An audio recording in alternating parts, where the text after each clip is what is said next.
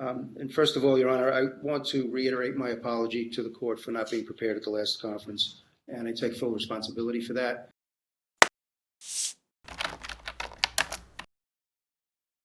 Okay, let's go to your Rule 16 conference. You estimate that this is a jury trial for 10 days. Based on the dates in the, thank you so much to the JCCR. Okay, thank you. Yeah, based on the dates in the JCCR, there's a question because you have a dispositive motion filing deadline of May 10th, 2024, but a discovery cutoff of 7/31/2024. Is that intentional to have your dispositive motion cut off 2.5 months before your discovery cutoff? Or is that just an oops? I believe that was a typo. It should have been July 31st along with, I'm sorry, not July 31st. It should have been. Maybe 8/10 or 8/30. Usually it's 30 days after the close of discovery, but once again, yeah. You all can decide, under Rule 16 gives you the flexibility. That should have been August, Your Honor. August 31st. Okay. Okay, so let's go to August 31st is a Saturday, so it was maybe intended to be August 30th instead of May 10th. Is that correct? Yes, Your Honor. Counsel for Plaintiff? That's fine, Your Honor. Thank you, Your Honor. Okay, that means based on what you all have requested, subject to, stay tuned, well, let me go to,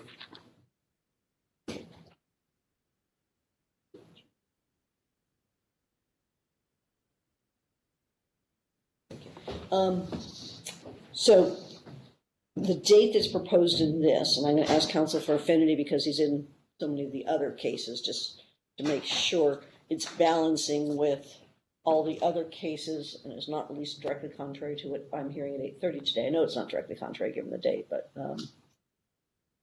does it with the, and not in conflict with other dates currently set, at least in this department and hopefully all departments? Yes, Your Honor. We currently have in this department the Henry case set on September 16, Okay. 2024. Okay. And so this case should go after that.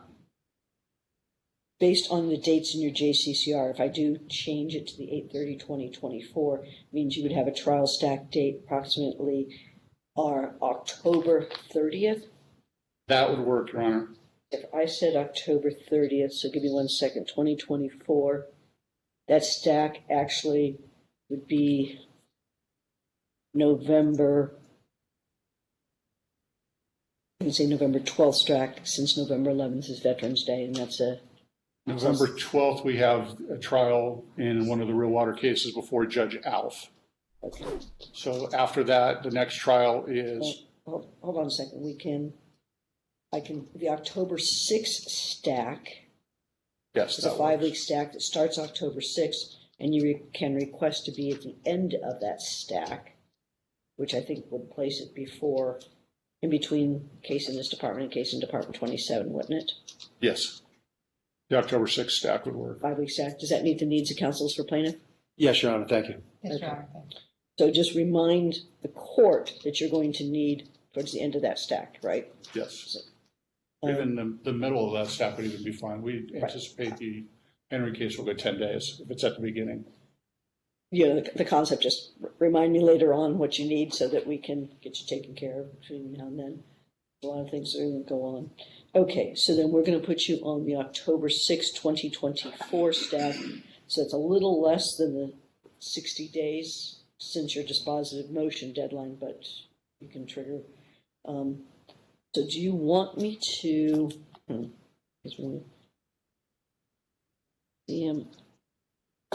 on a second. What I was trying to think of is, do I need to,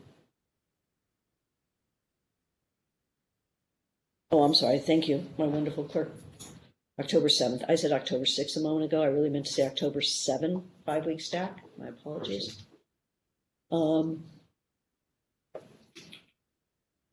I was trying to real quickly check. Well, I'm going to leave it as is when we do our status check, and I'm going to do a couple status checks in this case. we do a status check. Let's figure out if I need to do a more specific date because of a CMO issue, right? Yes. Okay, thanks so much.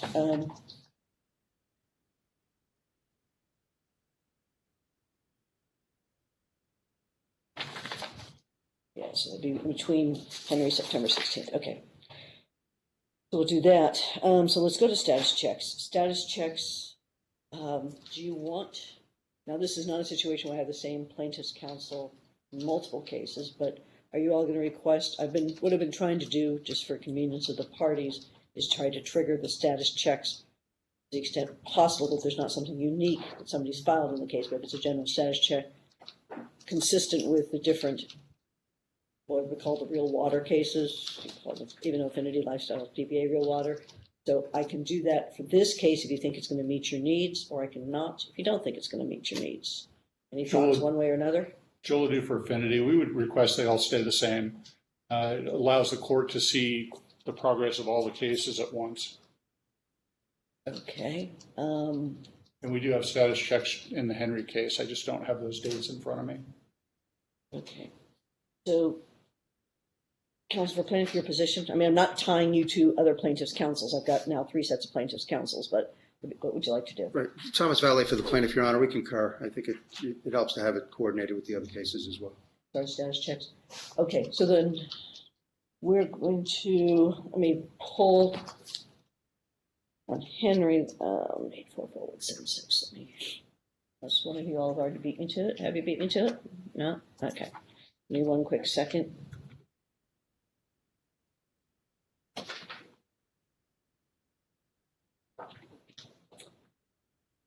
Okay, you have a status check 8/1/2023. That seems too early because given where it is right now in July. But your next status check is 11/28 in Henry. Would that make sense to put you on that status check? It does, Your Honor. Yes, thank you, Your Honor. Okay, so we're going to put you on that status check.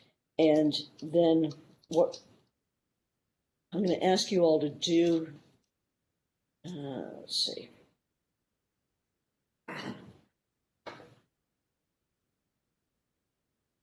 That's what I trying to figure out. So then remind me at the 11/28, it's going to be a little bit closer to determine if you need, remember your other cases are set for some firm trial dates. This one, just because it's very, very early and you've got a lot more moving factors in other departments, it's a little bit of a different scenario. So please remind me at the 11/28 if you all are going to request a firm date because you'll have a little bit more knowledge of where cases are at that juncture. Does that make sense to counsel? Yes, it does. Yes, thank you, Your Honor. Okay. So, and on the 11/28 date, we'll pick our next status check date on that date as well. Because once again, we'll have a little bit more clarity. Unless you want me to give you a second status check now. No, that works, Your Honor.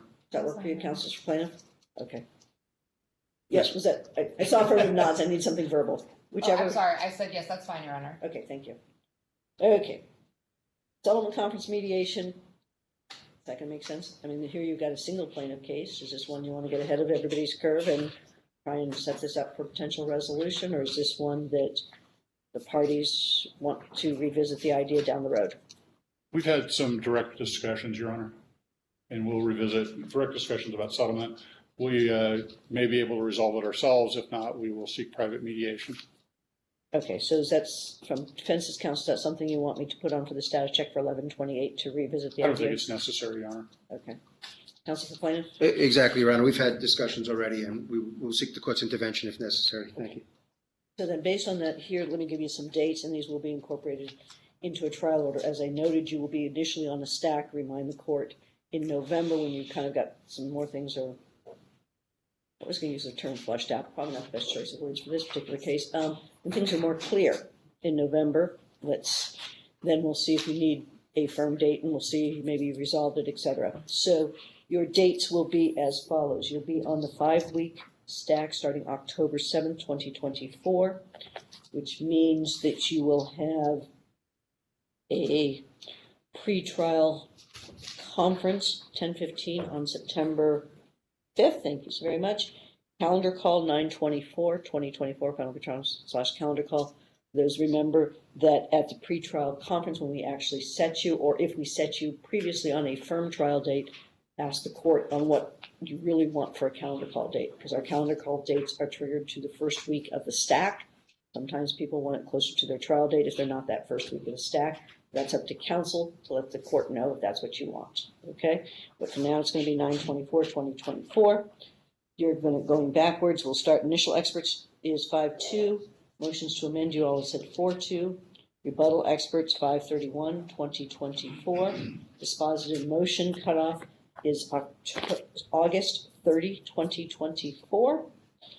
Motion eliminate August 12, 2024. And I already said your trial date. Discovery cutoff 7/31/2024. I already said status check 11/28/2023 at 9 a.m. Giving you pretrial and giving your calendar call date. Settlement conference mediation has not been ordered because the parties at this juncture saying that they're working together. So that gives you dates. What else from the Rule 16s? And then with regards to the court will review once you resubmit your potential confidentiality protective orders after you review to make sure it's got Supreme Court Rule 3. It gets filed in accordance with rules. And then also with regards to the proposed coordination / CMO of the court will review that. Oh, and I just was reminded, actually on 11/28, I had said 9 a.m., but actually we have Henry at 8:30. So do you want me just to combine it with the other real waters at 8:30 rather than 9 o'clock? Sure. Yes, thank you. Thank you. Okay, thank you. So 11/28 will be 8:30, not 9 o'clock. And I was walking through those two orders. Once you resubmit, the court will review those. That takes care of, as you know, with your Rule 16 order, we gave you a nice long list of a whole bunch of different topics. You're not limited to those, but is there any of those topics you want to discuss at this juncture? Or anything else? Not for the Rule plaintiff, 16? Your Honor. No, not for the plaintiff, thank you. Nothing further from Real Water. Thank you, Your Honor. Okay, thank you. So the order show cause portion of today. Please do follow the EDCR. It does require courtesy copies. It does require not filing things less than 24 hours before a court hearing. Particularly in order to show cause, folks, you might want to actually comply with the rules when you're trying to do a response to an order to show cause. That being said, here's where the court's inclination is. The court's inclination is you're brand new in the case. You all had some challenges.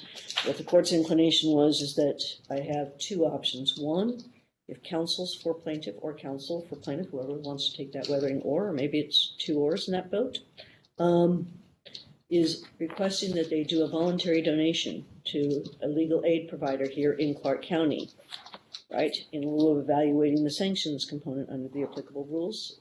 Anybody who's appeared before knows that this court, realistically enables somebody else. Issues happen, things happen, but that way you're assisting somebody else. And since there's already obligations with regards to doing either pro bono or providing funds for pro bono, realistically, it assists in that regard as well. The other option is if you all want an evidentiary hearing, we can do an evidentiary hearing on the order to show cause, or some third option if you're requesting some third option. So that I'm going to go to counsels for plaintiffs first, because it was really, as you all know, your burdens to set up the ECC, et cetera. There's some other issues, but counsels for plaintiff who's taking the weathering oar on this one. Okay, counsel standing up, feel free to address the court. Thomas Valet for the plaintiff, Your Honor. Thank you. And first of all, Your Honor, I want to reiterate my apology to the court for not being prepared at the last conference, and I take full responsibility for that. As I indicated in the papers that we filed, and I do apologize that you did not get a courtesy copy as well, this is intended not as an excuse, but an explanation. We did try to get a lot done in a short period of time, and I misunderstood what my obligations were under Rule 16. I had just been admitted the week before Pro Hoc Vici, and misunderstood. We did exchange Rule 16 information. Obviously, it was not in compliance, and I once again apologize for that. And I would like to take it upon my office to accept your invitation to make a donation to the Legal Aid Society or another pro bono organization here in Nevada as a resolution of this matter. Okay, friendly heads up. This court doesn't mind however you wish to pronounce the state's name, but if you're getting in front of a jury, you might want to speak with your co-counsel. That usually is a jury issue. Okay, thank you, Your Honor. I appreciate that. Telltale sign when people don't pronounce the state's name correctly. That's not anything I have any position on. It's just a friendly heads up. It's something I give most out-of-state counsel who think that it's pronounced one particular way rather than, I appreciate that. Thank you, Judge. okay. So, do you wish me to hear from co-counsel as well? Are you taking on that on behalf of both of you all? What's your thoughts? I'm not requiring anything, I'm just asking. I'm taking that responsibility, Judge, since it was my responsibility to comply with that aspect of the requirements. So this would be on behalf of Ms. Hill and myself. Thank you. Okay. Counsel for Defense, do you have any objection to plaintiff's request? I have no objection, Your Honor. Okay, so what we do is a status check a week from Friday for compliance. There's a whole bunch of providers. And as much as I am fully appreciative of all the wonderful things that a lot of charitable organizations do throughout our community, the reason why we say to one of the there's a whole slew of legal aid providers, Legal Aid of Southern Nevada, there's Senior Law Project, there's a Veterans Project, there is Nevada Legal Services, there's a law library. That's not an extensive list. That just happens to be the top 5 I can think of who normally shows up at our bench bar conferences, our monthly meetings. So, but there's If Your Honor has a suggestion, I'm the open court does to it. not, because if you're requesting to do a voluntary donation as an educational opportunity, you get to pick where you choose to do that voluntary donation. You get to choose what you think is the appropriate amount in light of the conduct. We just need to have confirmation of compliance. We'll put that on a week from Friday for a status check, which means either you send us something that shows it or you have the entity send us something that shows it. Okay? Very Meet good, your Your Honor. needs? Thank you. Okay, so that would vacate it. So in light of that, that's going to take care of the order show cause. Counsel for Defense, realistically, I see it was more their responsibility. You want to be heard on? Your Honor, we did file, but not serve, because we're still in COVID mentality, where we don't send documents to the court. But we did file a response. We did note that within 11 hours of the bankruptcy stay being set aside, we met all the requirements of 16.1. We provided numerous court orders. We provided stipulations. We talked about even settlement of the case. The only thing we didn't talk about was plaintiffs' medical providers, which we talked about 1 hour after this court's hearing on March 22nd. So we believe that we did comply with 16.1. The court may be, yeah, Your Honor, on March 22nd, there was a status check in this department. Right, on the bankruptcy. The bankruptcy stay was set aside at 12:01 a.m. that morning. March 22nd, 2023. I think you have your month wrong, counsel. I'm sorry, I said March, May. Yes, I was going to say, these were May, June issues, not, okay, go ahead, please. Yeah, because the bankruptcy, go ahead, please. The bankruptcy stay was lifted on May 22nd at 12:01 a.m. At 6:30 a.m., we provided counsel for the plaintiffs. They advised the bankruptcy stay had been lifted. We provided numerous court orders. We provided the stipulations to coordinate this case. We provided a protective order. Thereafter, we attended this court's status check. At the status check, we asked that this case be expedited so that it could be coordinated with the other cases because my client's deposition was upcoming. Thereafter, an hour after the status check at 10:51 a.m., again, less than 12 hours after appearing in the case, we coordinated and met with counsel for the plaintiff and discussed all of the items in 16.1. We thereafter did our initial disclosures within 11 days of that conference. And even following that, we followed up with the plaintiff attorneys for their early case conference disclosures. In June, they said they provided them. We took them at their word, thinking that they did provide them. It turned out they had not provided them. It was mistaken. I had too many emails. And thereafter, we followed up again to get this case coordinated and on the road. And so therefore, we don't believe sanctions are equitable or warranted against Real Water. In light of the provisions provided to the courts in the response in the future, please give us a courtesy copy. The courtesy, again, Your Honor, we response, the EDCR? We filed a response on July 10th. We didn't send a courtesy copy because we were still thinking under COVID rules. We don't send paper to the court.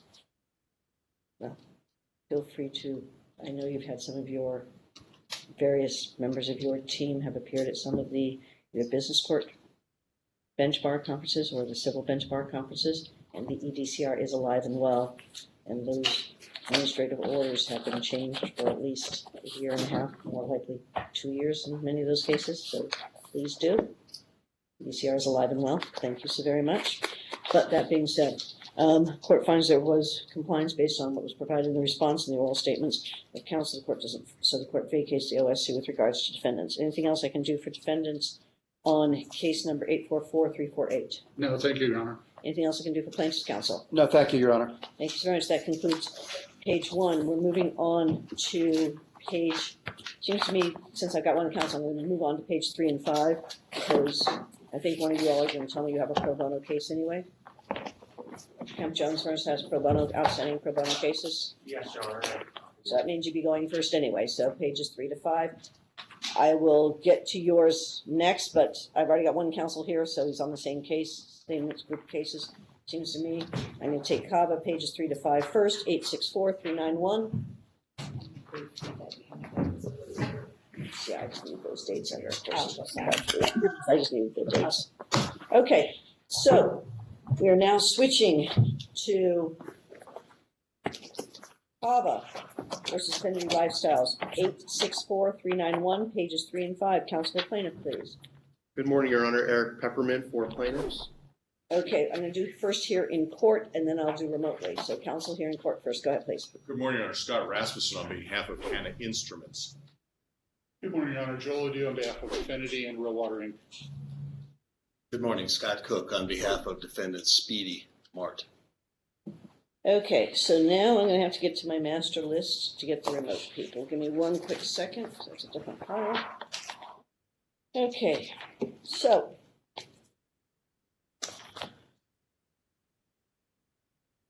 let's.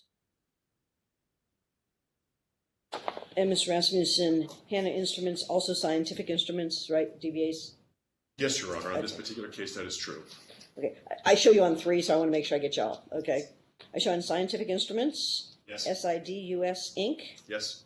and then you said Hanna as well. Is that correct? Right. So there's two different SID entities is what I'll maybe help the court. I don't know if that helps at all. SID International and SID US. Yes, Your Honor. Okay, perfect. Thank you. Just we have different counsels, you know, in each of these cases for different other parties, so I have to go through it each time in order to make sure everyone's fully taken care of. NSF International, please. Good morning, Your Honor. Martin Little. Nevada Beverage, please. Good morning, Your Honor. Colt Dodrill. Okay. Costco. Good morning, Your Honor. Daniela LeBounty on behalf of Defendant Costco's local counsel. Good morning, Your Honor. Noushan Noureddini, Pro Hoc Vice on behalf of Costco as well. You able to hear that okay? Okay, sorry, I was just making sure my team, you're coming a little bit garbled, but we'll see if that's an issue. Milwaukee Instruments, please. Anybody from Milwaukee Instruments? Usually it's Ms. Lowell. No? No one? Okay. Hannah, we already took care of. Affinity Lifestyles. And go ahead, counsel, please.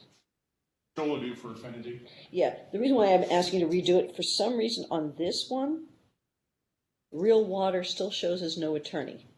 I only read it like I see it, so FYI for you, because I'm going to say the same thing for Hanna Instruments SRL and Hanna Instruments Romania SRL. Mr. Rasmussen, are those yours or are those no attorneys? They are not mine, Your Honor. They have not yet been served in the case. Ah, thank you. That's the reason why, because they show up, but they're not. Okay. Appreciate that. Dozing Pumps also shows up in this case, but is that another one that has been It's served? also a Romanian company that has not yet been served in the case. Thank you. Okay, so they're clearly not served. And we've got the cross-claim, real question. I have an other as ETT Terrible Herbst. In this Good morning. Jan Tomasik, for ETT1. Okay, thank you.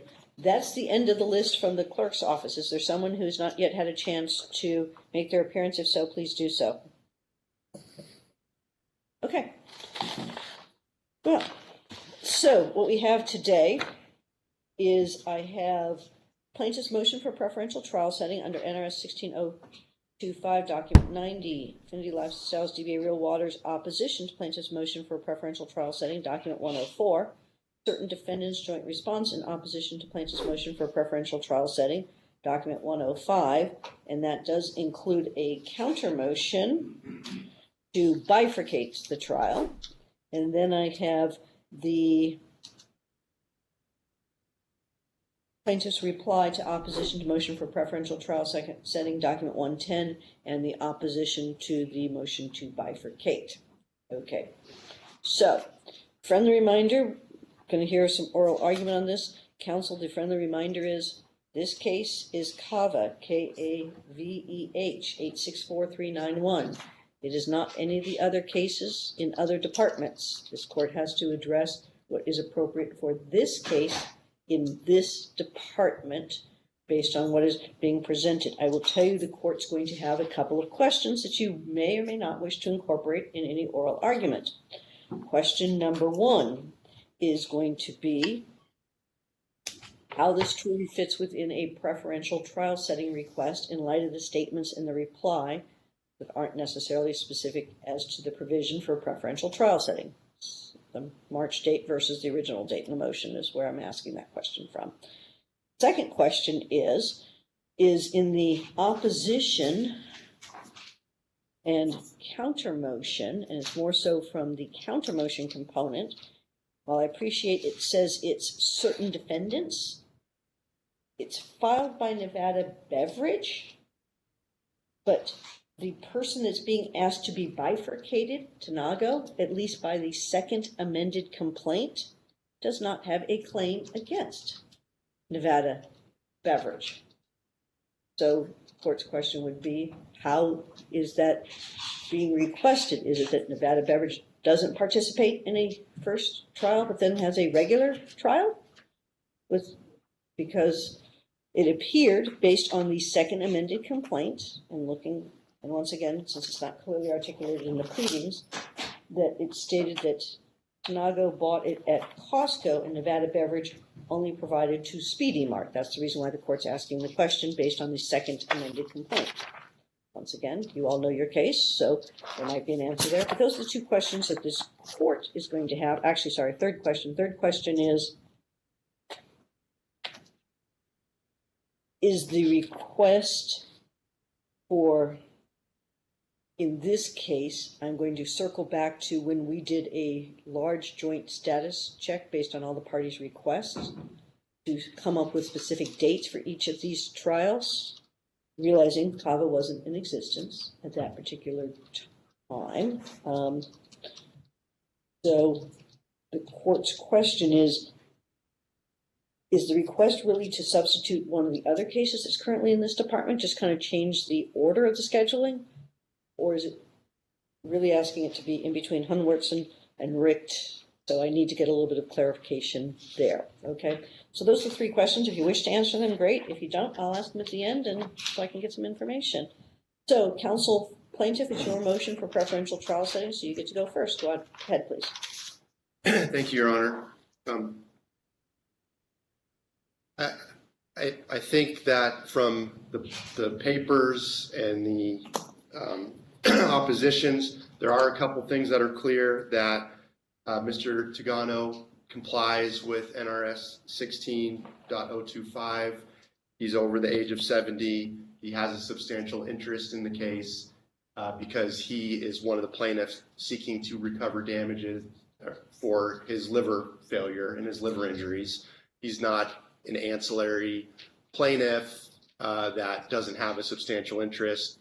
Resolving this case would resolve his very significant personal injury case. So I think he qualifies for a preferential trial setting under the statute. It's designed exactly for that, to give preference to people who are older, and so that they can have priority to get their cases over first before people who are younger. In terms of the trial date, we are, as you recognize, requesting a March 2024 trial date in this matter. Your first question was, how does that fit in to the statute? And my response would be that NRS 16.025 says that the preferential trial date has to be within 120 days of the hearing. The court can set it beyond 120 days for good cause shown on the record. I think we came back in the reply with the March 2024 proposal for two reasons. One, we have the Gallagher case in September that's already set and will be tried first.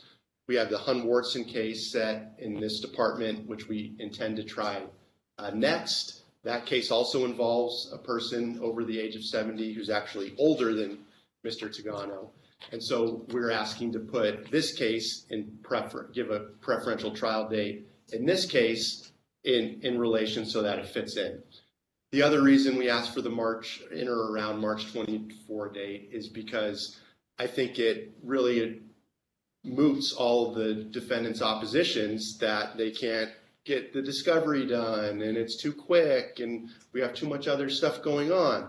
I think it addresses all that so that they won't be able to say that they're being prejudiced by the preferential trial date.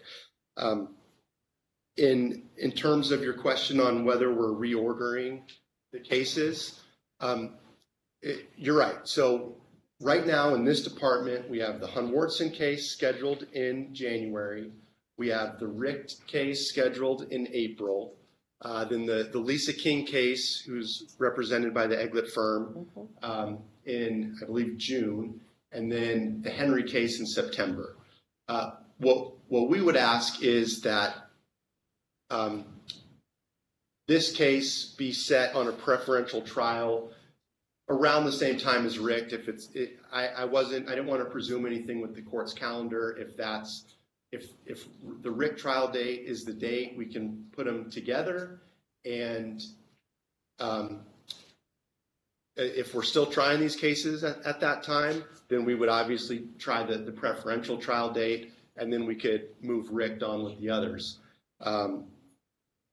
Kick it down the road a little bit, obviously, so we can try the preferential trials first. Last point I want to address, again, Your Honor, in the reply brief, I referenced the Gallagher case. I am fully aware that this court is not bound by the decisions in any other court, by any other district courts, and I did not mean to suggest that you should grant us a preferential trial date because Judge Williams granted the motion in Gallagher. I was only meaning to suggest that defendants' opposition to our motion for preferential trial date were all the exact same that they made in Gallagher, and what Gallagher showed was those arguments in opposition, the complaints that they couldn't get discovery in time done, those proved to be inaccurate. And so to the extent that they're trying to make them again here to deny this plaintiff, in this case, a preferential trial date, I do think it is relevant to note that, hey, they've made these arguments before and they turned out to be not really an issue at all. So that's the only reason I reference it, not to suggest that you're bound by that case, and I apologize for any misunderstanding with that. But really the issue is Gallagher's inapplicable for a multitude of reasons, only being a different department, but you all had a preferential trial date, then you moved it 3 months. Well, when Judge Williams heard the motion for preferential trial setting, he set it 7 months out to accommodate the discovery issues in that case. In this case, we're basically given the same time frame. So the discovery that was done in Gallagher, most of it is not going to need to be redone in this case. So the amount of discovery in this case, in the same amount of time period, is a fraction of what was done in Gallagher. So that's only to say that any concerns that we can't get the case ready by a March 2024 preferential trial date, assuming the court is willing to grant that motion or grant that date, I think that those oppositions have proven to not be much of a concern, and especially in this particular case. Okay, anything? Did you want to address their counter motion to bifurcate?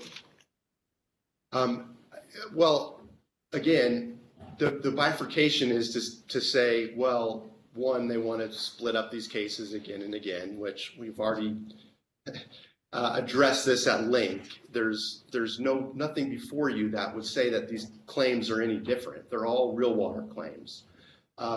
That's number one. Number two, the reason they're asking for bifurcation is they're saying, well, if you're going to give a preferential trial date, only do it in this one and split out the rest because we can't get the discovery done in time.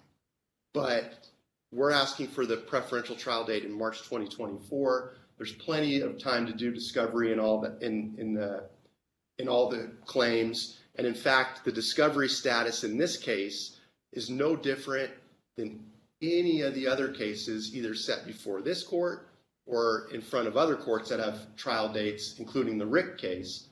Same amount of discovery has been done, all the coordinated discovery that applies to it, and then the plaintiff fact sheets, and then there's some plaintiff depositions and case-specific depositions, but that's it.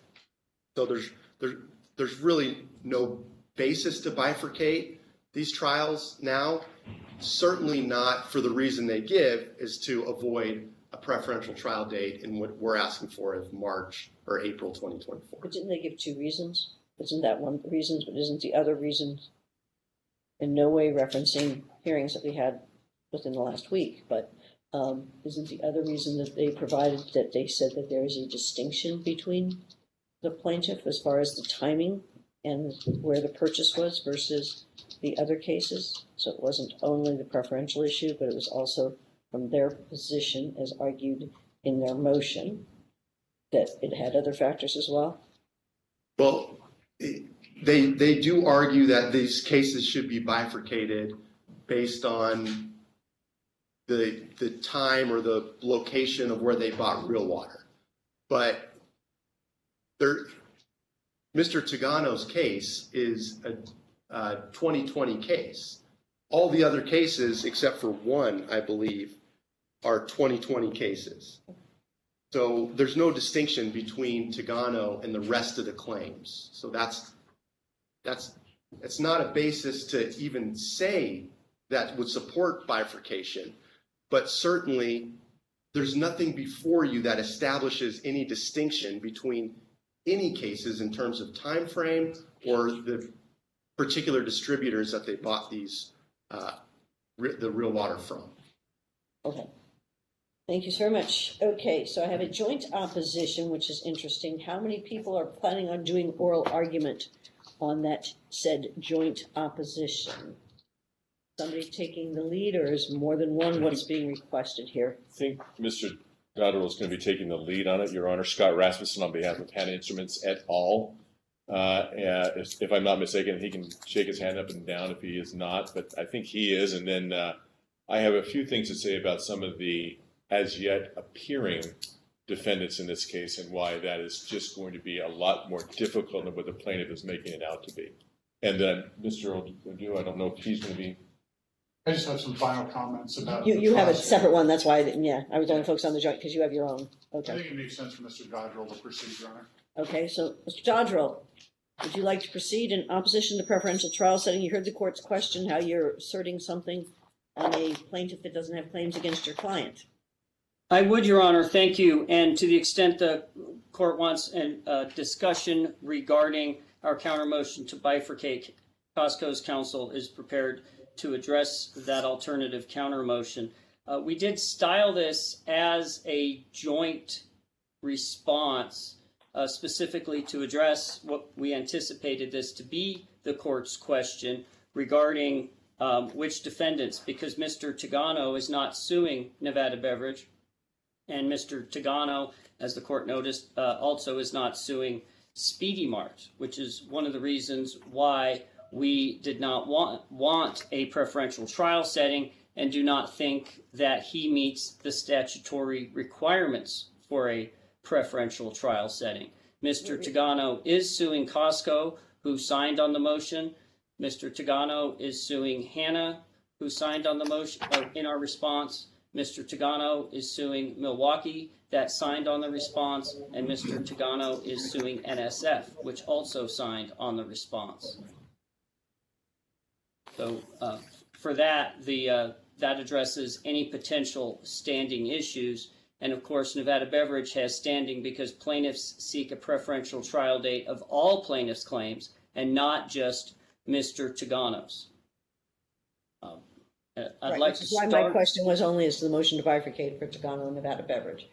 And NSF, friendly reminder again, I don't know why you're not paying your filing fees, but this is another case. Remember, the court's not the bill collector, but I do need to mention it. According to our administration, they ask us to mention it, so interesting how you keep on participating when you don't really exist yet because you haven't paid your filing fee, but that's not a ruling of the court, that's a friendly reminder that I've been asked by administration to remind.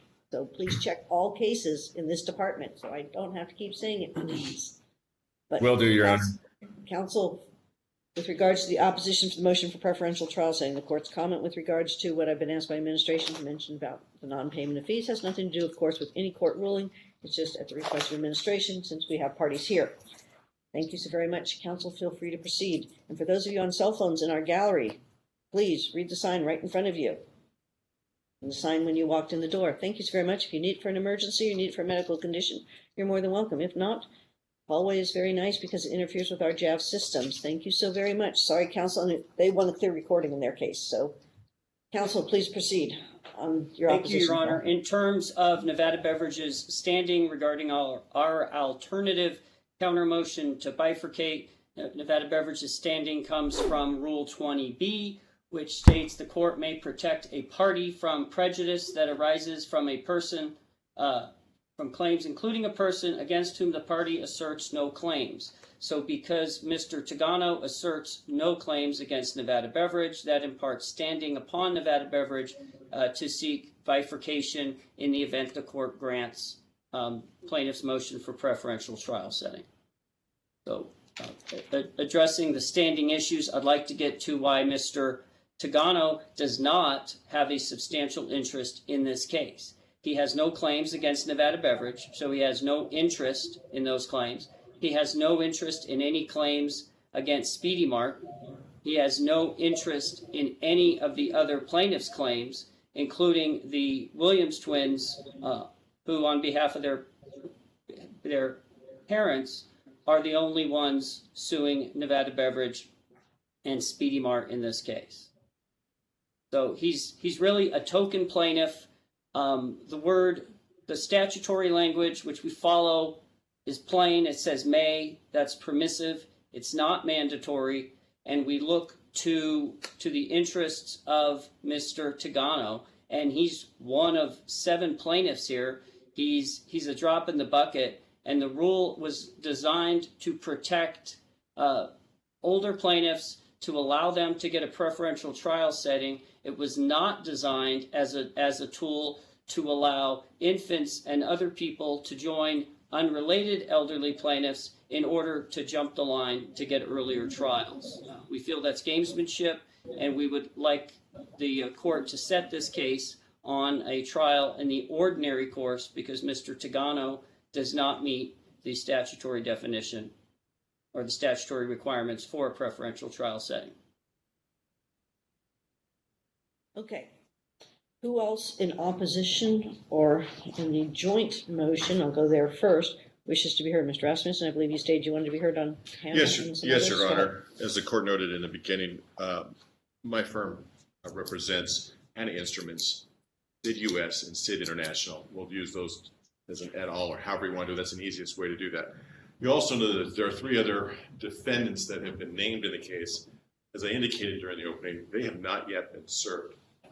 I don't know how, if I will be their attorney. I have been to Romania. I have, since they took the deposition of a general manager for Hanna Instruments that's over there.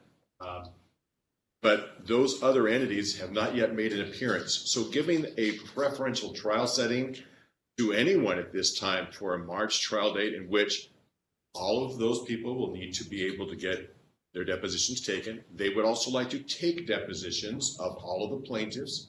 They would, which I think is just fair. They'd like to conduct the written discovery that they'd like to conduct and go through those procedures. They'd also like to be able to take the depositions of any of the other parties in this case that they believe would be important to their particular defense. I don't represent them, but they're all related as far as parties that may or may not have interest in what's going on in this case with my other clients. So I say that because I think that is way too premature for the granting of a preferential trial setting when you've named parties that you intend to bring into a case and have them defend and go to trial by March 22nd or April of 2024. And if I didn't say it, it's March 22nd, I believe, of 2024, April of 2024, as I recall the plaintiff's motion. Right. Richt is currently set for April 22nd, 2024. So my Right, understanding it was March or before Richt. Is that correct, counsel for plaintiff? Sometime before Richt? Sometime before or at the same time as Rick, whatever your schedule accommodates. Go ahead, please. As I understand, Rick is no longer party, right? We withdrew from Mr. Rick. Not the rest. So they have not changed the captioning of the case, and so if you want me to call it 831-880, I will. But right now, I just want to make sure that we're. Yeah. I'm trying to figure out how best people that I may represent, or strategically, like what the plaintiffs have done, is bring in Mr. Tagano to be the person that's in this case to try to gerrymander all of the other people into a preferential trial, which is what I think is going on here.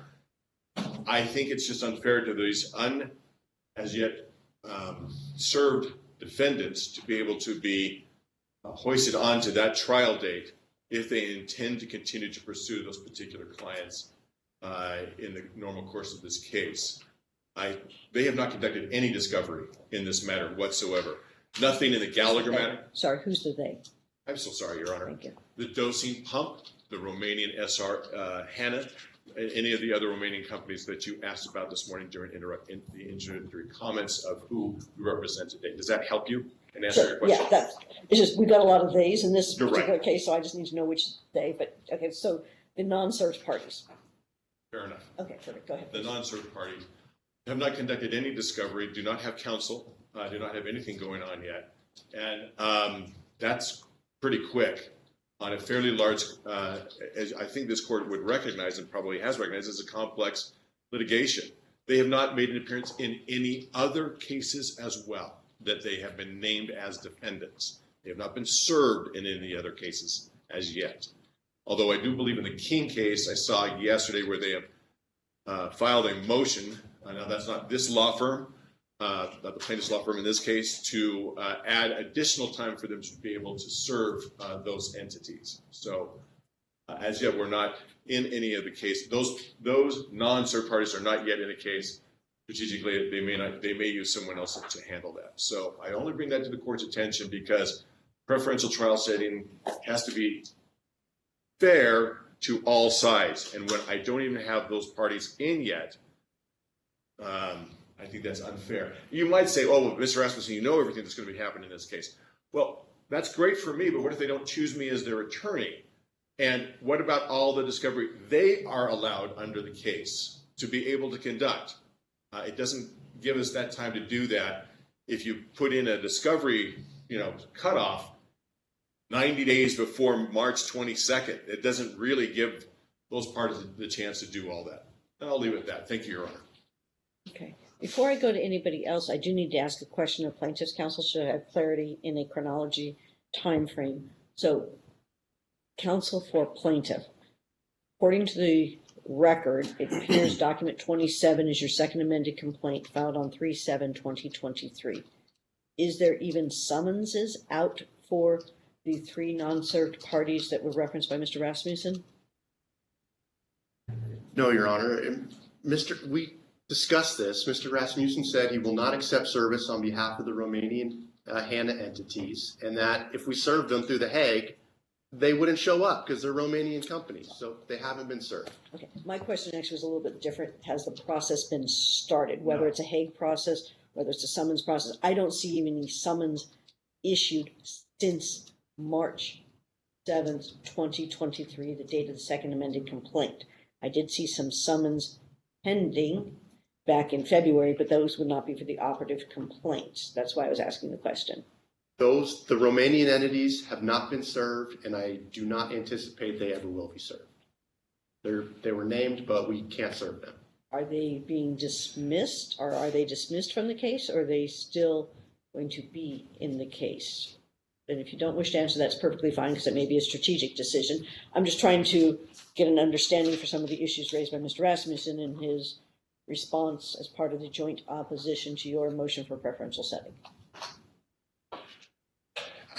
Your Honor, to be honest, it's not a strategic decision. I haven't thought of it yet, but I can tell you that I don't anticipate any of the Romanian entities to be served. And if by chance they do appear in the case, then they could come in and say, hey, we can't be ready for a trial by March or April 2024, but we're not there. But summonses haven't even been issued or any process started with The Hague, is that correct? That is correct, Your Honor. Okay. Who's next from the joint defendants? And I'll get to Affinity Real Water. Anybody else from the joint defendants? Your Honor, if I may, Noushan Noureddini on behalf of defendant Costco. Okay, I'll do you, then I'll do Mr. Cook, you here in counsel on Speedy Mart. Okay, go ahead, Costco. Thank you. I join in the arguments made by other counsel here today. I did want to raise that something that Your Honors, I think Your Honor's first question may refer to, which by seeking a trial date in April or May of 2024, the plaintiffs are trying to go outside of the bounds of the trial preference statute, which calls for trial to be set within 120 days of the hearing. The language that Mr. Pepperman cited to does refer to going beyond 120 days, but it's in reference to a continuance, not setting trial in the first instance beyond 120 days. So what we would request, given the discretionary language of the preference statute and the factors mentioned in the opposition brief and discussed here today, that and the fact that because the plaintiffs are seeking trial in 2024, for the court to deny the motion at this time because it's not proper within the bounds of the statute. And in terms of the counter motion, and if the court is inclined to grant preference, we alternatively request that Mr. Tegano, which is a plaintiff that is making claims against Costco, be severed from the other plaintiffs. He is the only plaintiff who meets the requirements of the statute in terms of just the age. If we're only referring to age, he's the only one who qualifies. So, and because that's strictly a statutory issue, and I think it's distinguishable from what Mr. Pepperman was discussing, which goes into timing and the claims, which they are separate claims. All these plaintiffs are not related to one another. Because of that, I think that if there is preference to be granted, only potentially Mr. Tegano would qualify. But with all that said, I do want to Can I stop you? Can I ask you a quick question? So are you suggesting that Mr. Tegano gets added to Hanwartson or Richt, and then the rest get tried based on dates? And I was going to ask you your Rule 16 issue because I was asking when the JCCR was filed in this case, but we'll get there in a second. You mean like a joint trial, or to have what I'm suggesting is that only Mr. Tegano potentially would be entitled to a trial date at this time. Entitled to a trial date, or entitled to the 120 days from now trial date? Or so you're suggesting on behalf of all the parties that you want Tegano in 120 days? We still That's what I'm hearing you saying. That's why I wasn't sure, because that seemed different than what other counsel were saying. So I'm just trying to, I have a joint motion, but I seem to be hearing different things from different people. So I'm just making sure I'm hearing it correctly. Thank you. Sure. We believe that preference should be denied overall as to all plaintiffs. However, what I'm saying is that to the extent preference is granted, that only Mr. Tegano qualifies, and that we are in agreement with plaintiffs that a trial date, ultimately, that we don't think this case should be tried in 2023. So I don't think that the preference statute provides for the relief that they're seeking of going beyond 120 days. I think it would be a regular trial date if that's what they actually seek, that it's not proper at this time to to jump ahead of all the other cases. But ultimately, we are in agreement that this case by any of the plaintiffs should not be tried in 2023. Okay. Counsel for Speedy Mart? Scott Cook on behalf of Speedy Mart. We're We making are some the, go ahead, please. no, I was going to say, we're the Johnny-come-latelys. I joined Mr. Dodrill. We are only being sued by the Williams family, the kids and the mom. No relation whatsoever to Mr. Tagano, completely separate incidents. And that leads me to the second point, which is we have not gotten a disclosure yet. We don't have any participation. What I have asked for Demand for prior discovery. Dates at issue. And what I have been told is one, but we'll get you the other through discovery. But at the same time, you've got plenty of time to do that discovery.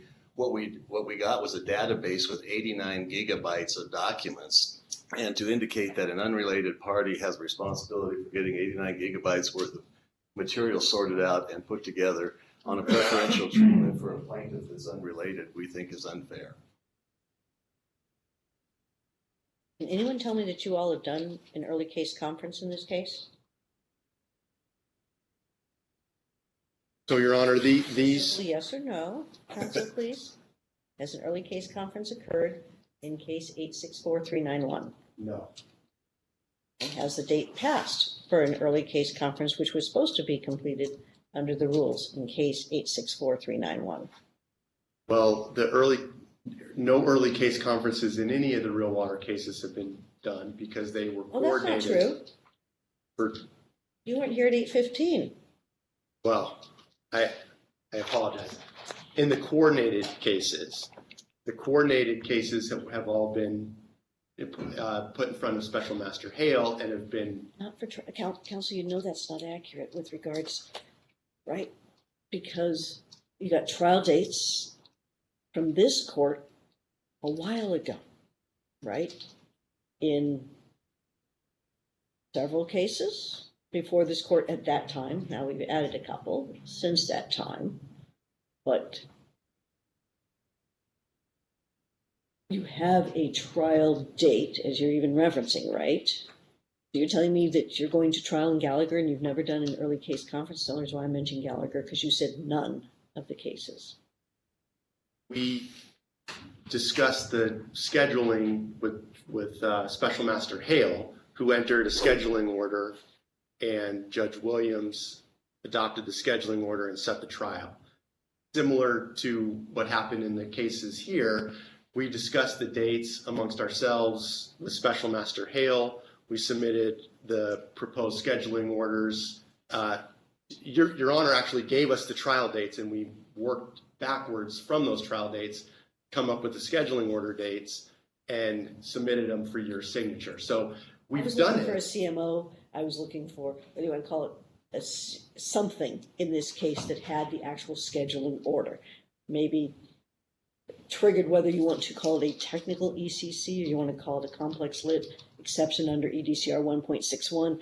Realistically, it wasn't the label I was caring about. What I was caring about is the initial step to have walked through all the dates, because you're not, here's the challenge this court has. I got a courtroom full of people who are all entitled to have their matters heard. I have a trial starting, and when I was preparing for today, came to this court, and I was waiting to hear people speak first, right? It was like, let me hear if somebody's going to tell me that you've even met on dates, right? Well, Your Honor, I understand your frustration with the length this has taken. Please don't say I'm frustrated. I'm not frustrated. I'm asking questions. I'm not the least bit frustrated. I apologize. What we did in all the other cases in this department is we coordinated them. We were doing coordinated discovery with Special Master Hale. You gave us a trial date in each of the 4 cases, and then from that trial date, we submitted a CMO. Kaveh did not exist at the time. At the time you came before this court, remember, there was the 4. We could go back to the minutes of that hearing. We could go back and listen to the record. If you recall, what this court did is, because those number of cases had been filed, they had been coordinated, but they hadn't been asked for an exception under EDCR 1.61. There hadn't been any ECCs. I had all the parties come in together so that you all could pick dates that met you all's needs in a collaborative environment for this department, specifically stating that you could determine based on everybody knew their cases, how you kind of wanted those structures out so that the other departments could schedule things as they needed to schedule things, which is why there was months between and not putting you back to back to back. But Kaveh wasn't in existence at the time of that hearing. At least nobody told me Kaveh was in existence. I believe you might have made a comment that there was another one coming with some later plaintiffs that you were about to file or had just been filed and couldn't have been heard at that. And Edelman, the one I did at 8:15, also it had a different status. It was actually in bankruptcy, so I couldn't do anything on that case. But that's why I'm asking specifically to Kaveh, right? I'm trying to get an understanding of what you all were anticipating because you moved forward with discovery. So you have to be anticipating some kind of trial date, right? So that's why I'm asking the question. I understand. Yes, Your Honor. What we were anticipating, what our understanding was that we would get a trial date in Kaveh from Your Honor, and then we would submit the scheduling order based on that trial date as we did in the other cases. So that's what we're doing here. We're asking for the trial date, and if we were given the trial date, we will submit the scheduling order based on the trial date in compliance with the court's timing restrictions. Just your representation of the court, because once again, I don't know what you're doing behind this, with all your depositions and everything. I do know in another one of my cases, it was asked to have certain things expedited so that it could be on a similar track with regards to status checks and a similar track with regards to depositions and things like that. In this case, this is the first time hearing about it today on this case. So is there depositions already going on in Kaveh? Or is it just the joint ones relating to defendants that are in multiple cases that may or may not be Kaveh specific? Or are there Kaveh specific things? And if I'm mispronouncing the plaintiff's name, my apologies. You are not. There haven't been any Kaveh specific depositions. We've submitted all the fact sheets for all the plaintiffs in the Kaveh case, and the coordinated discovery, most of it applies to all the Kaveh claims. But none of the Kaveh, for example, plaintiffs have been individually deposed. There's maybe a question. No, okay, not in Kaveh, not in Wren, which is set in trial in February, not in Carrier, which is also set in February, not in Richt, which is April. So you're doing the global discovery first, and then you're going to do case specific or something. As they come up within the deadlines that we get based on the trial date. So that's why we're asking for the trial date in this one, preferential. And I do think we've gone far afield from that. Mr. Tagano is a plaintiff in this Kaveh case that's in front of you. He has a substantial interest in this case. I'm not letting you do the full argument. I just needed my chronology because I need to let everybody else in opposition. You'll get final word, counsel. No, I appreciate it. You'll get final word, but in fairness, I got to finish off with the oppositions. That's why my hands are pointing towards this way. Have I handled all the joint defendants, and now I should go to Affinity Real Water? Okay. I'll do that. Thank you. Yeah, just arms reach would be helpful. That way we can hear you. Okay. On behalf of Affinity and Real Water, counsel, go ahead, please. Thank you, Your Honor. Joel Odou on behalf of Real Water and Affinity. Very briefly, Your Honor, the main concern that we have is not being set for trial in two departments on the same day. We are getting to the point with these settings where we are in danger of having multiple trials on the same day. In fact, we currently have multiple trials before Judge Alf on the same day. I understand that's going to be fixed, but currently we have three trials set on February 5th before Judge Alf. And so I just wanted to alert the court of the schedule that we currently have. We have January 16th in this department. Hold on a second. Right? Okay, go ahead.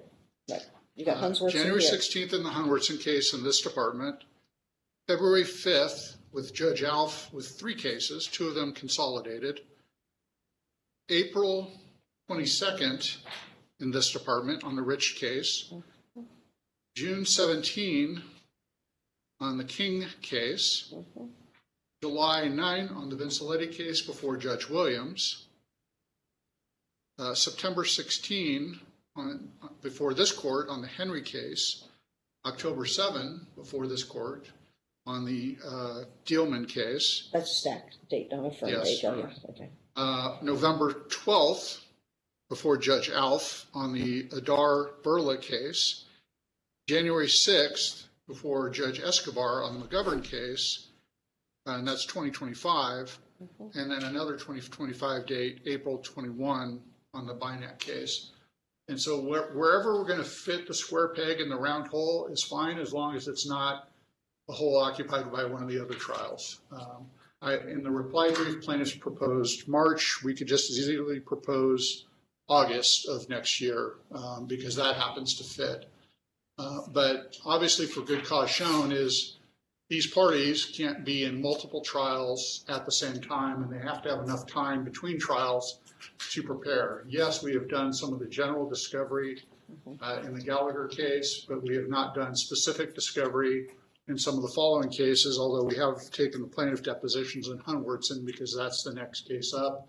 And then we anticipate taking plaintiff depositions in Carrier, Sharapov, and Wren, which are all set on that February stack. So our request to the court is let's just not set two trials at the same time, and let's space them out so that they make sense. And that was really the whole purpose of having these cases coordinated anyways. When these cases were sent to Floyd Hale, that was the idea. Let's not have a train wreck. And that's all we're asking for, Your Honor. Okay. So, do you want to address the bifurcation? You're not on that bifurcation counter motion.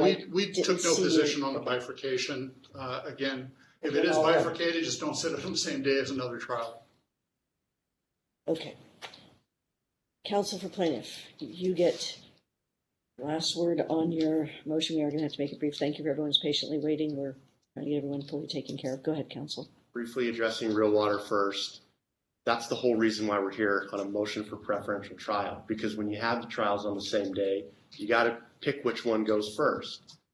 This one, with the plaintiff over 70, goes first. That's the preference. They're given preference over the other cases who don't have plaintiffs who are over 70. So that's why we're asking for it. It fits the statute. He's over 70. He's entitled to a preferential trial on that basis. He's one of 7 plaintiffs. He's had liver damage. He has a substantial interest in resolving this case that he's part of. The statute provides good cause to continue the trial beyond 120 days.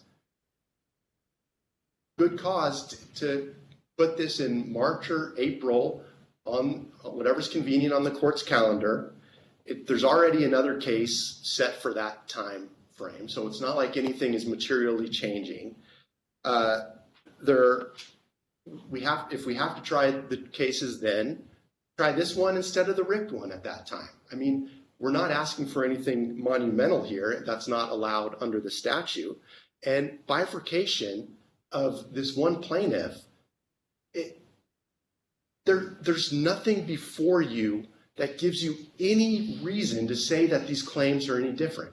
There's no evidence. There's no testimony. We have a lot of it, Your Honor. If they wanted to say that these claims are materially different such that they'd be prejudiced by trying a joint trial together, they could bring that evidence to you, and they can make those arguments to you, and you can make those decisions. But they're not doing that. They're just saying bifurcate it to avoid getting a trial date and having many set out all the way till 2027 or whatever. It's so beyond the statute. Can't go. Okay. You do have statutory issues with the plain language of the statute. Realistically, interestingly enough, if I listen to Costco, I have to set it within 120 days, which is completely contrary to what Hanna wants. So you all have an interesting conundrum here. However, here's a question. Can Tanago be added to Hunwersen, and that's meets a variety of people's needs so that it gets you, the person who's already set for trial, is a January date, so most of the global stuff has all been done. There might be a potential argument. I'd have to double check, and I'm not having Hunwersen open right now to know if the foreign Hanna entities, but that may be a balance issue that people might want to agree on. Does that meet your needs? If I put Tanago in with Hunwersen, and then the other one gets set in ordinary course, why not? Because Zagano, the Hunwartson trial, which is set on January 16, 2024. is because of the dates that we've already backdated from that. With the expert disclosures, those plaintiff depositions have been done. We have experts that pertain to those issues. It wouldn't be. Can I add Tanago to right? Case number, since that plaintiff's not there, I'll also call it case number 831880. Can I add it to that one on April 22nd? Because realistically, if you're asking for March, April, I mean, I do have to fit a few other cases in my docket, right? Take care of them. So even if I gave you, you're asking for April, can it be combined with the Richt case?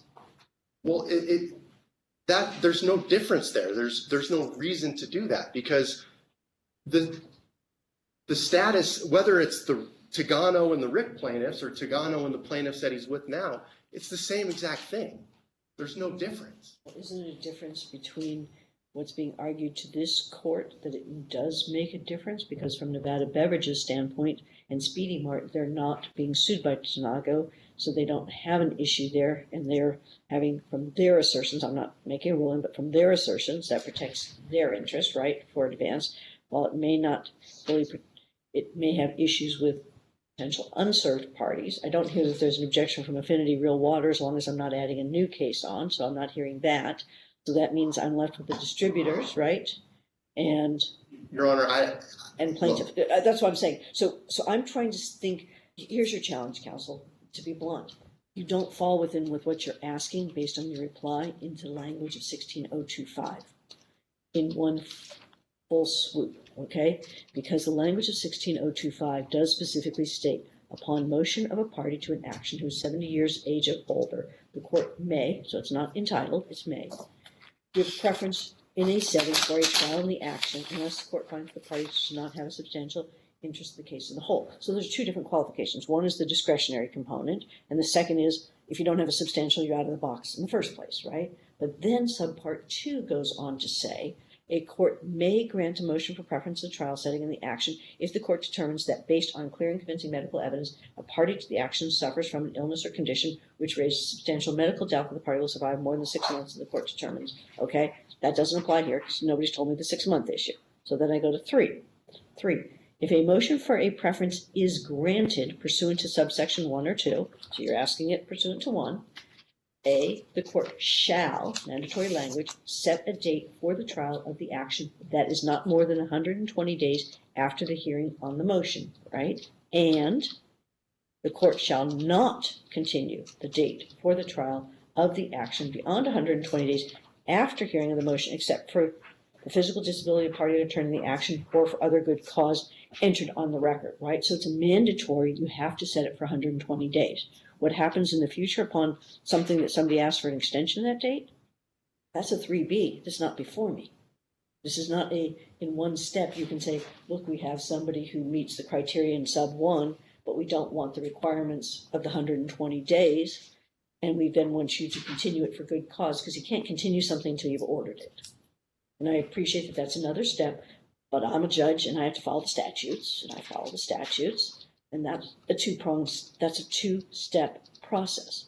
So this court today has to either A, grant a motion for preferential setting within 120 days, and I have several arguments why this court shouldn't on a 2023 case, okay, where you all haven't sat down yet and even done some of the things that could have been done, and I don't have a second amended complaint filed until 3/7 of 2023, right? Approximately 4 months ago.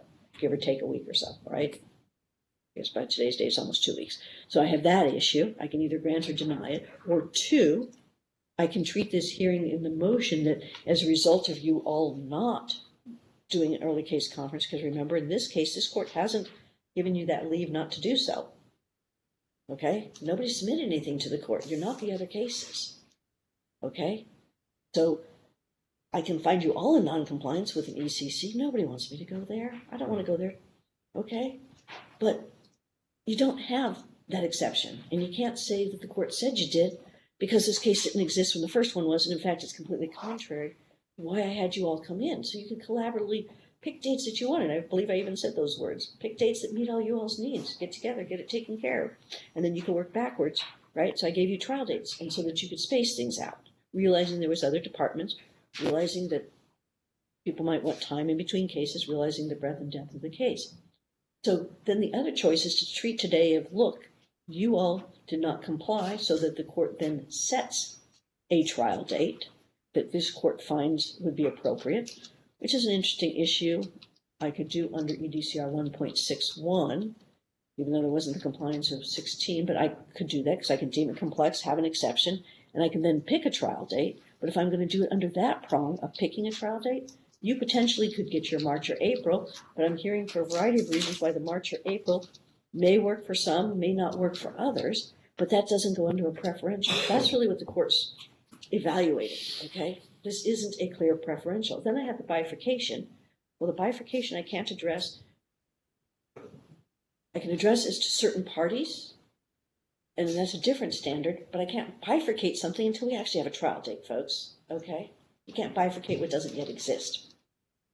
Okay, so while I appreciate you all tried to do this in a nice kind of combined aspect, there are procedural steps that this court has to follow.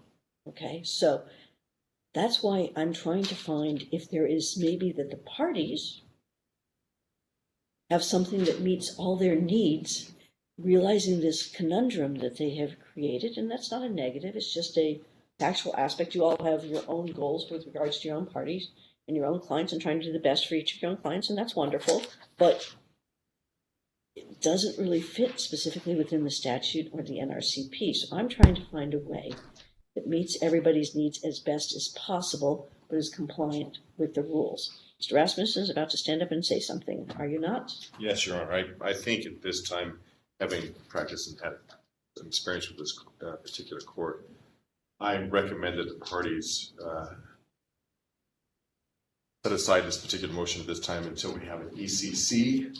No, Your Honor, I'm not. Counsel, let's have one person speaking at a time so you get a nice clear record. So you can have a chance, don't read last. Like I said, the reason why the court just gave you that explanation is I'm not sure that you all were kind of thinking that one through. I think people were focusing on what they needed for their own purposes of their clients, which is not a negative. It's just it's a realistic aspect.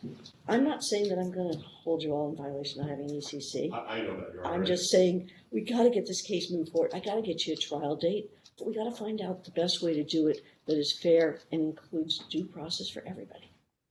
My recommendation, I apologize, I'll try to be brief, is that we have an ECCR, and one of the discussion points that we have is to discuss this very issue to see if an agreement can be made amongst the parties that are named in the case and have appeared. And then we'll see if this particular thing can be done. I know that we probably will not reach an agreement on a trial date, but at least we will have met the first prong, which is we have to have an ECC pursuant to the rules and procedures that have been set up for jurisprudence in this particular a judicial district court. And that is my only recommendation, that this be set aside until such a time as that can be accomplished. I anticipate that plaintiffs will disagree and not want to have an ECC. I don't know how we get around that, but that's my thoughts. Remember, motion for preferential trial setting doesn't have a particular time frame associated with it. So I'm not saying that's an untimely motion. I'm just fair enough. That's not what I meant. I know that also has to happen. It hasn't happened. That could have been something that would have been discussed as a part of the various requirements under 16.1 for what happens in an ECC. Does anyone think that this court waived an ECC, or that anybody even presented that issue to this court? Does anyone? I went through this and I couldn't find anything because I was a little bit surprised, honestly, in prepping for this. Going, you have a full right to do a motion for preferential. That's not an issue, okay? But I was trying to get a grasp on the dates once we had all the pleadings. It just seemed very different positions from parties, and I appreciate you dealing with multiple cases that are coordinated with multiple parties and multiple departments, and I appreciate that that is a wonderful opportunity as complex litigators you get the opportunity to do, but I appreciate it provides its own challenges. So what works here? Counsel for Plaintiff, I'm going to give you the last word, and then I'm either going to make a ruling or you all are going to ask me to continue this for 1 week to see if the parties can come to some partial agreement, if not maybe a full agreement.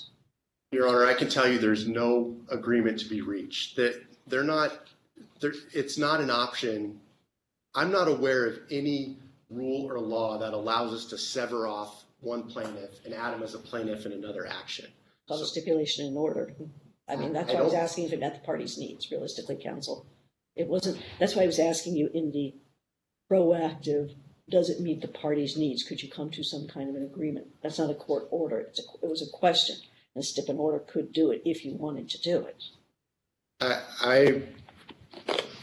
I'm not convinced that we would be able to do that. And if we could, I'm not convinced that anyone's going to agree to that, because it's the same exact thing. Beside the point, those types of discussions aren't going to be, I think, really worthwhile here. What I think is worthwhile in terms of a discussion is setting the trial date on a preferential trial date, which we've established Mr. Tagano has a right to in this case. And right, or it's a discretionary may. Well, he qualifies for the statute. It's of course your decision to grant the motion or not. And we can stipulate to continue the trial date to the March or April or around that time frame. I think that would be a worthwhile discussion to have. So what I would ask Your Honor is, based on what we've established, that Mr. Tagano has a substantial interest in this case that's before you. He's over the age of 70. He qualifies for a preferential trial right under NRS 16.025. That you grant the trial date. If Your Honor feels that you're bound to set it within 120 days, you set it within 120 days, and the parties meet and confer regarding good cause for a potential continuance of that trial date beyond the 120 days. Here's the court's ruling. The court's denying both motions. The court is, if forcing me to do this, counsel, the court doesn't find NRS 16025 does specifically, the court already read the provisions, okay? Well, Mr. Tagano, it's been stated to this court, which, by the way, I don't have any specific evidence of it, but I take the representation that he's over 70, okay? Meaning I don't have a birth certificate, I don't have any declaration from Mr. Tagano, right, that says he's over 70, but I say he's an officer of the court. My understanding was that his driver's license was attached as an exhibit. If it wasn't, I apologize. Was there any request for judicial notice of the driver's license? We just attached it to an exhibit, Your Honor. That's my understanding. Okay, was it authenticated? Was there a request for judicial notice? I don't believe there was a separate request. Realistically, I'm taking him as being over 70. Nobody's contesting he's over 70, okay? So he meets the first criteria. He is a person who's over 70, okay? However, the language is discretionary. In having to evaluate that discretionary, what the court has to look at is it was plaintiff's choice when to file this complaint and when to file a second amended complaint. He chose to file the second amended complaint on March 7th, 2023, and then here we are in July of 2023 when you have multiple defendants. And when I use the term multiple, you've got a couple of pages worth of defendants. We've got the number of defendants that have made appearances. But here's the other issue. It is plaintiff's choice that they chose not to either dismiss or serve or even attempt to serve 3 parties that are named in the case. I'm using parties in being in the caption. I'm not calling them parties as in that they've already made an appearance, okay? That presents a very large challenge for this court on how this case can possibly meet the 120-day period with regards to due process. Because with not even starting the Hague Convention process or trying to serve them by whatever means, I'm not saying you needed Hague, it was referenced that they were in Romania. And no one's even referenced whether Romania is a party to the Hague, and that's not before the court, so I don't have to go there. But regardless, that there hasn't even been attempted service of 3 corporate entities that are listed in the caption, that is a plaintiff issue. So plaintiffs haven't done what would be appropriate to allow due process to all parties in setting this case in 120 days from the date of the hearing, which is the mandatory language of 16025. This court has to deal with the specific language of 16025 because it is a statute. It does not allow court discretion at the first hearing. It says, right, if granted, court shall, mandatory language set within 120 days. The court can't find that it can under the May aspect, right, give preference at this juncture because of the due process, the constitutional due process issue of the date of filing the second amended complaint, date of not even doing anything to have any meeting of the parties to try and come up with dates, to try and come up with anything, but that's the more minor issue. But the more major issue is not even attempting to serve 3 entities that you plaintiffs have chose to list in the complaint, okay?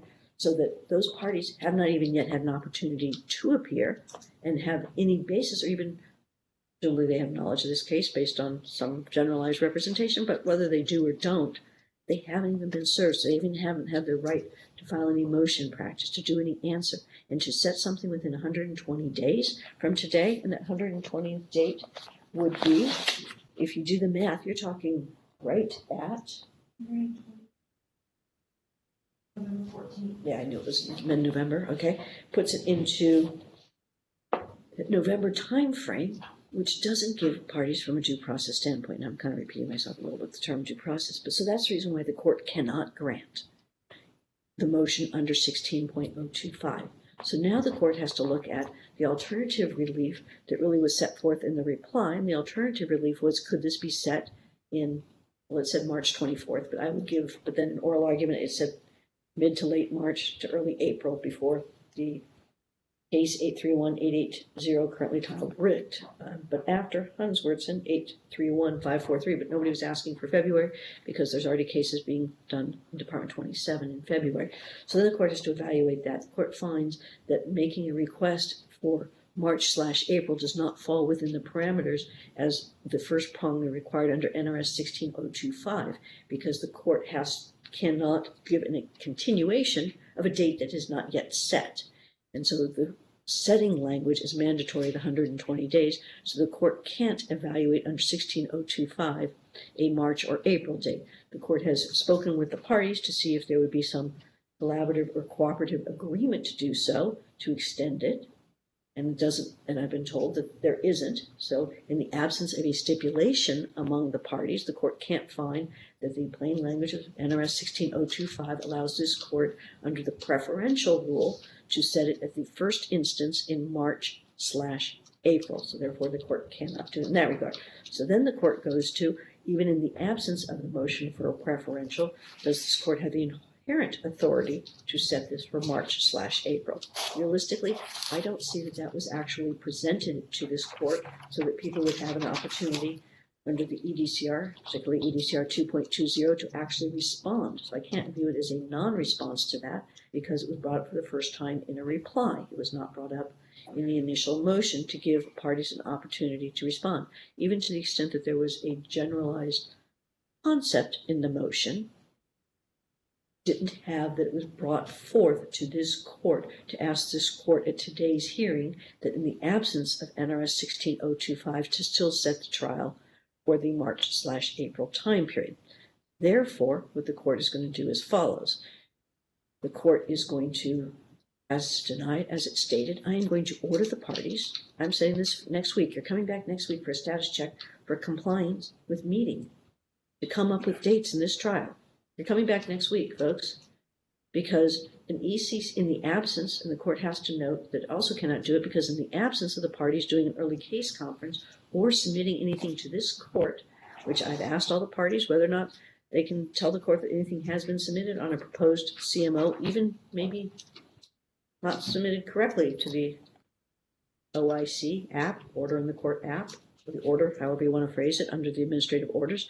Nobody's told me that there's even been a proposed CMO submitted to this court as far as dates and scheduling, nor can anybody say that anybody has requested any status check with a trial setting, nor has anybody asked for any exception in this particular case number to the requirements of NRCP and the EDCR. So therefore, you would have had to have done an ECC. The court is not going to find that there's any sanctions or anything required because realistically, I appreciate in this multi-case and these things are coordinated, it probably just wasn't thought about by the parties. But since the parties didn't either have not moved forward on this case, I can't set it for 120 days. Part of the reason I said I had to deny the motion, but I am going to order you all to meet because the only way we're going to get a date here is for you all to meet. And then next week, if you haven't agreed upon a date for this case, then the court is going to appropriately find that I'm going to set this trial where I think it's appropriate in light of the coordinated cases, in light of the cases on this docket, in this department, and in light of this court's docket, which is what this court needs to do. So, and I've got permission to do so under the EDCR since this is a complex case and it's a business court designated case. So that would take care of getting everybody a date. And it's also in fairness to everyone so that you know what date this case is going to trial, which is the appropriate thing so that you can schedule this case because it does have different defendants than some of the other cases.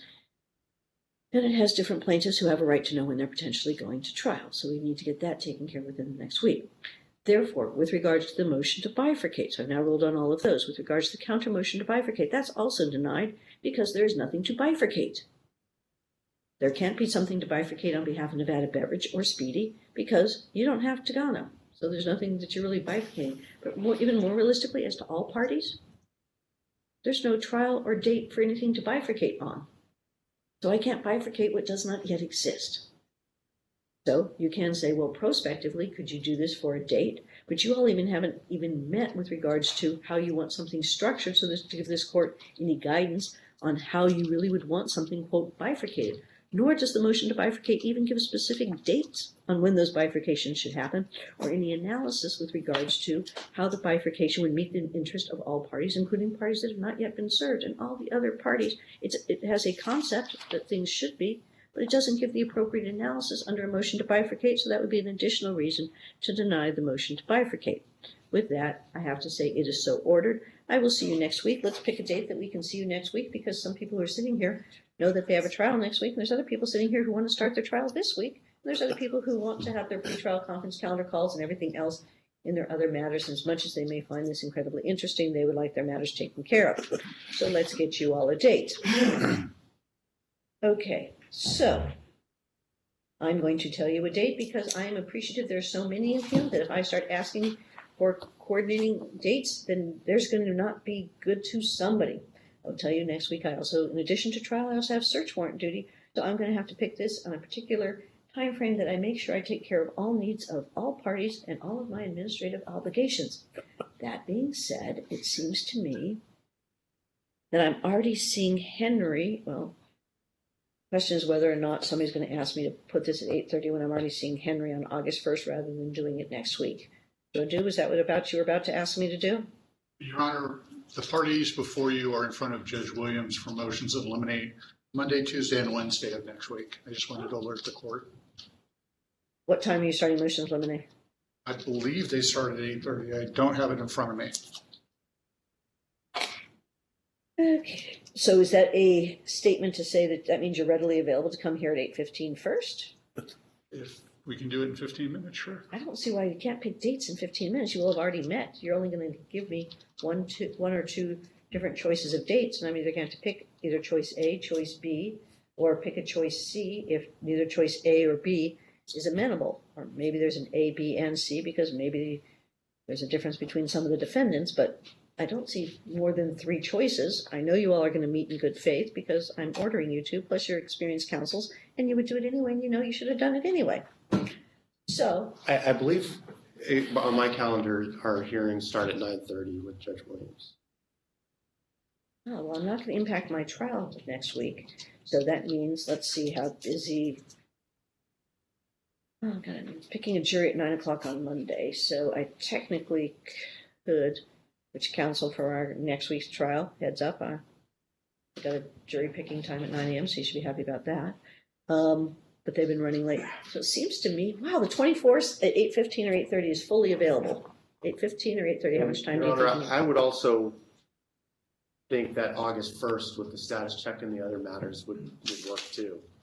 If that's mutually agreeable to everyone, I would do it. What I was trying to do, counsels, you have a motion for preferential that you wanted to be heard. I thought with all expediency, you'd prefer me to hear this next week. If you want me to move it to August 1st, I can move it to August 1st. Like I said, I was trying to take everyone into consideration, so. No, I appreciate that, Your Honor. I would be fine with August 1st. We can concur with that. I agree. Yes. Okay, I got lots of voices and people not saying I would have I which party, apologize. sorry. You're right. Scott Rasmussen on behalf of the defendants, Hanna Instruments, SID International, SID US, concurs with the plaintiffs as an agreeable date of August 1st for that hearing. Joel Odou on behalf of Real Water and Affinity, we also agree on August 1st. Scott Cook on behalf of Speedy Mart, we agree. Okay, so now we'll do our remote people. So let's do Nevada Beverage. You want to go first? Thank you, Your Honor. Colt Dodd, Real Bar 9000, counsel for Nevada Beverage. We agree with October 1st for the continued hearing. Costco. I'm sorry, August. You meant October. You meant August, not October. We're not going to October, but nice try. August 1st, Your Honor. My apologies. Noushan, Noureddini, Your Honor, for Costco, we agree to August 1st. Okay, NSF. Your Honor, this is Patrick McCarthy. I'm co-counsel with Mr. Little. His computer died, but August 1st does work for us. Thank you. Okay, I'm sure I have not forgotten you, but I'm sure I may have not mentioned every single name, just in case. Who have I not mentioned? Let's be heard, please. Oh, I got everyone. Okay. So, August 1st, 8:30 with the other ones. Okay. We will see you then. Have a wonderful and fruitful... Your Honor, there is one thing I did want to bring up, just because as procedures go, there has to be an order drafted with regard to the denials of these motions, correct or not? 14 days under the... Who would you like to draft? Mr. Dodder? Well, standard way is the party that prevails, which means the non-moving party, but since you have a counter motion, who wants to draft EDCR 7.21 within 14 days? Mr. Dodder is not a part of, he'll be there, but I don't think he has to argue into the motions that are going to be happening next week as far as that goes. So I hate to put this on him, but if he just says no, I will. But you're saying he's not doing the motions in the name. You all are incredibly busy in your other cases. Is that what you're saying, counsel? Yes, Your Honor. I apologize. I'm happy to draft that. There you go. No worries. Like I said, just be direct, folks, so that we can get you taken care of. Sorry. But you know, come on, you all have appeared enough in this part. Just get it clear. Just trying to be polite. No, I appreciate it, but if you're busy in the other and you need somebody else to draft it, you can volunteer or not volunteer. So you're taking care of the order. Counsel for plaintiff, do you have any objection to him doing the order and circulate? It has to be circulated to everyone anyway. I mean, that's fine. I'm happy to draft it as well. But if we disagree, we can always bring it on the 1st. That's within 14 days. So. Well, the process, if you disagree, under, if we read the court's website, is, you know, competing orders do not exist if you are really doing one, because I'm a real person. I realize the real world is that you have to then submit it within the 48 hours of being presented with it and do a red line copy. The red line copy goes in the PDF to the DC31 inbox with the competing, and then they both, and the first person has to put competing order to be submitted or some language that clearly indicates to the court that there is something else to wait a day or two on. Okay? Does that meet everybody's needs? Yes, As much as we can today, so Thank thank you, you Your for Honor. today's procedural conundrums. Okay, thank you so very much. That takes care of, we hope, pages 3 to 5, at least for today. We are moving on, and sorry for everyone who's patiently waiting. Page